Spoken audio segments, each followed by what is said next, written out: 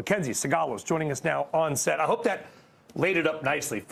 To have a good day is one thing. To add a sales force of market value is an entirely different thing.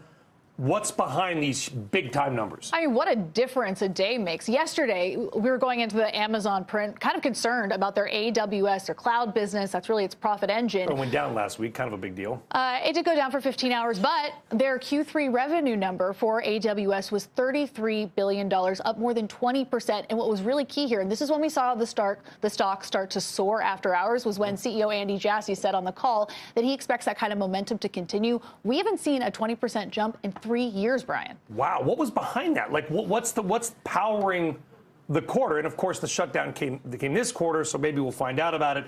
But what is behind a 20% jump?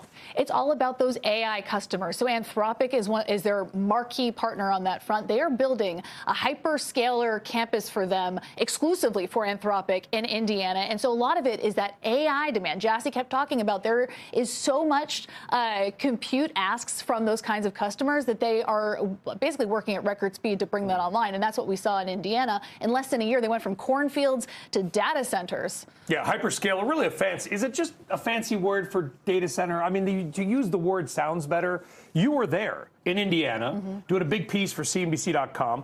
What's there? What's the big hoopla, for lack of a better term, around this Indiana Amazon project? Well, what's really fascinating, I think that this is a big part of the winning narrative, both for Amazon, but also for Alphabet. They have these in-house AI chip programs, which basically go head-to-head with NVIDIA. And what Jassy likes to talk about is that they undercut the Blackwells on price by roughly 30 to 40% cheaper than the industry standard. And so what you find in Indiana is a complex entirely powered by these, they call them Trainium, so those Trainium chips.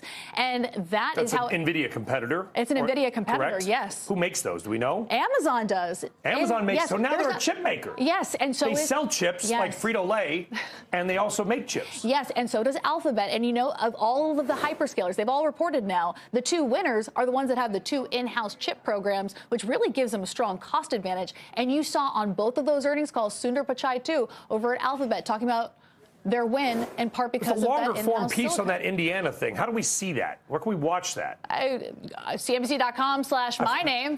CNBC.com. See, I've heard of it. CNBC.com. We just search for it because it looks like a cool thing. It is. We've got a digital video component. My colleague Katie Tarasov was out there with me. We've got a broadcast segment, a story. Sounds like the whole package. I can't wait. That's a hyperscaler of television. Mackenzie Sagalos, Amazon, up $240 billion today. Mackenzie, thank you very much.